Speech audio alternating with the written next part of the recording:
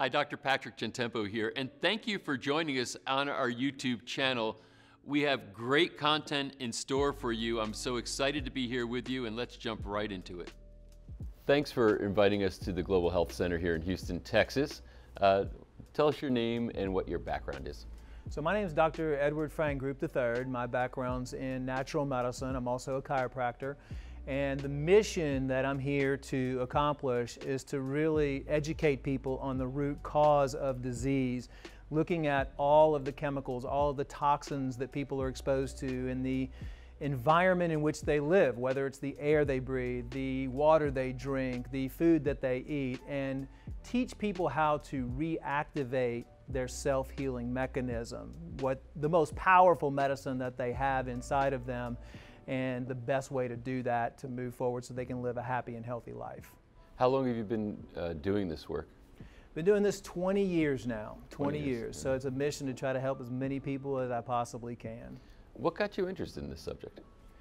What got me interested was watching my parents and my grandparents die of cancer. I mean, I lost both my parents to cancer in my early 20s. My dad was one of the chief chemists for Exxon. He was the developer of PVC plastics, and he was the inventor of saran wrap. So he died when I was in my 20s because of throat cancer.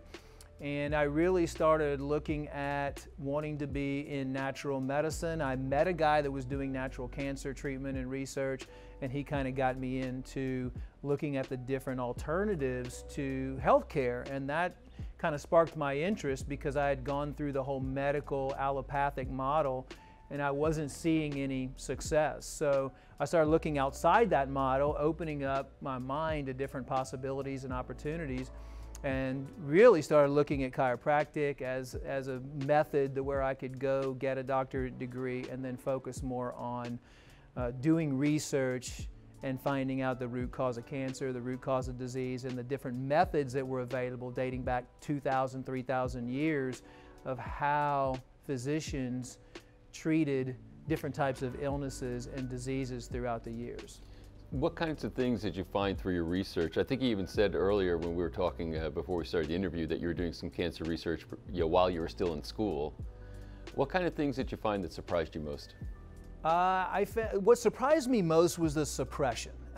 When we started doing, when I was involved with a research team at MD Anderson in 1996, 1997, our job, that's when the big cancer hospitals around the United States were bringing in what they termed CAM, complementary alternative medicine.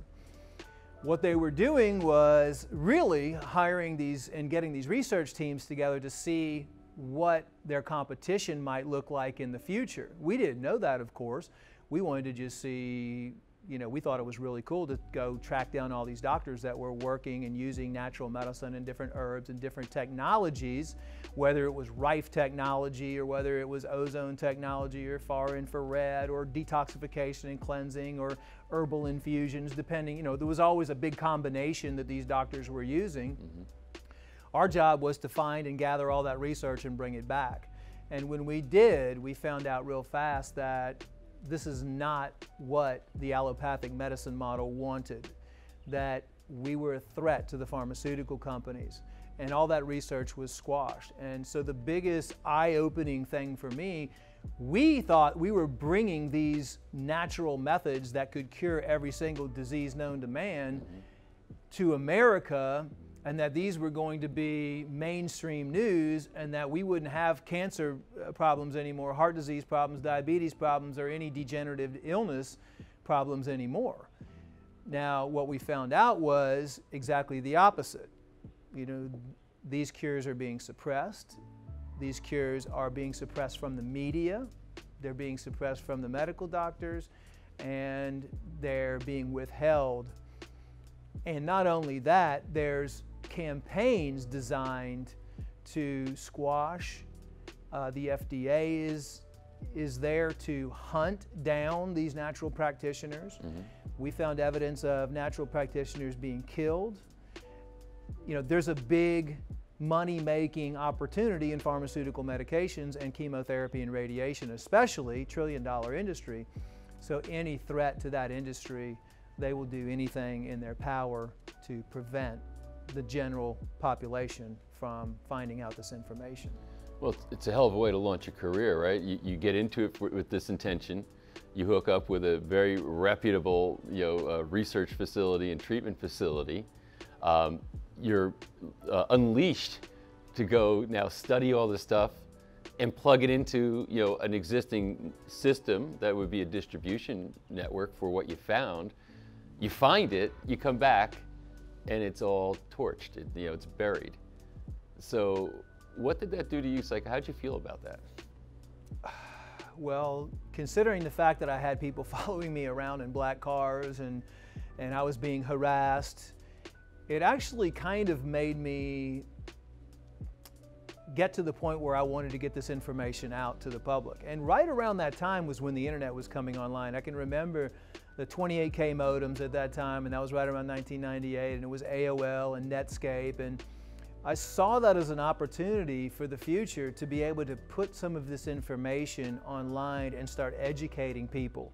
When people were typing in their different diseases, and the information technology age was just being born, and people were getting access to information where never before they would just go in and they would believe whatever their doctor said. The doctor was God, right?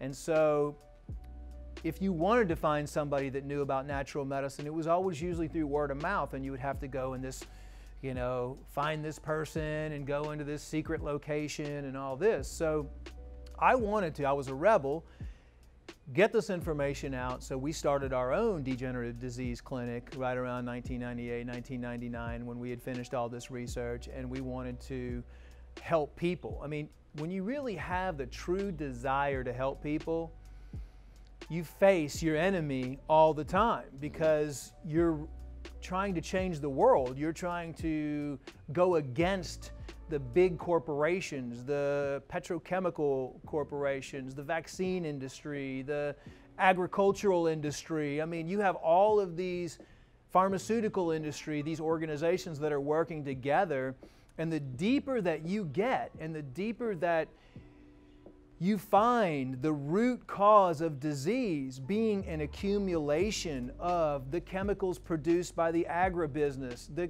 pharmaceuticals produced by the pharmaceutical, the petrochemicals produced by the oil and gas industry.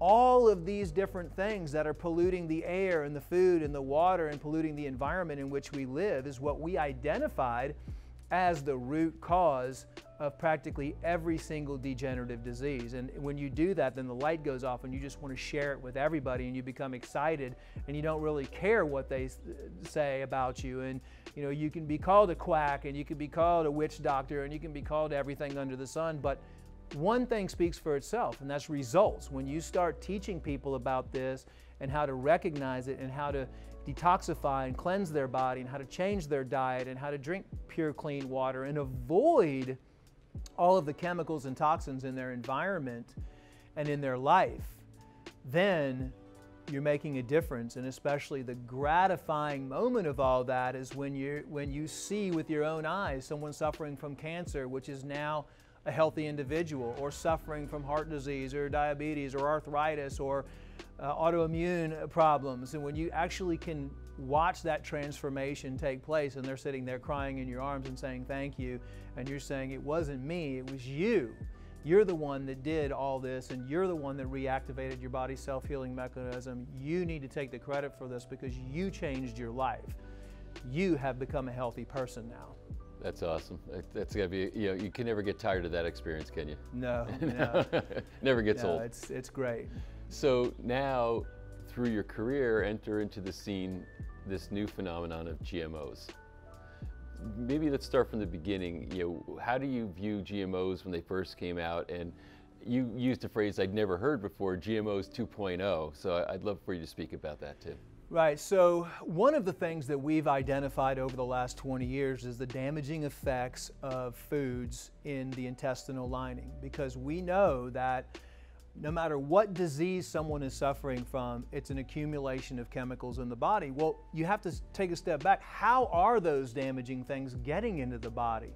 Well, we breathe a tiny, tiny amount of chemicals and toxins through our respiratory system, and very small amount get absorbed in the blood because of our mucous membranes and everything else. Well, the mucous membranes lead back down into the stomach. So when we started looking and evaluating the levels of the chemicals and toxins that are coming into the body that are the cause of these diseases that are developing, we had to look at the food supply. And when we looked at the food supply, with the amount of research that we've been accumulating over the years and over the years, you have the genetically modified organisms, genetically modified foods, which means you're taking something natural and you're introducing a genetic material from another species, whether it's an animal or another plant, into the DNA of something else. Right there alone should be huge alarms going off all over the world. But when you have a government that's corrupt, a USDA that's corrupt, an FDA that's corrupt, that's run by Monsanto ex-employees and Syngenta and DuPont and all of these chemical corporations that were originally designed to be chemical corporations but now are getting into wanting to own the soil and the seeds of the planet and patenting these seeds, and then not only owning that, but owning the pesticide, herbicide, insecticide business as well, you have to look at, we have three things that we depend on. We have to breathe clean air, okay? There's no other companies that I can think of that are doing more damage to the world today than these companies like Monsanto and Dow and Syngenta and BASF and these companies that are altering our soil, and that's running off into our water supplies. So it's poisoning the water, it's poisoning the soil of the earth, and it's poisoning the air of the earth. What do we need to survive? We need clean water, we need clean food, and we need clean air. And these companies are contaminating all three of those processes. So it's not just about eating genetically modified foods, it's also the damage that's being done because of the chemicals being sprayed on the genetically modified crops and everything else.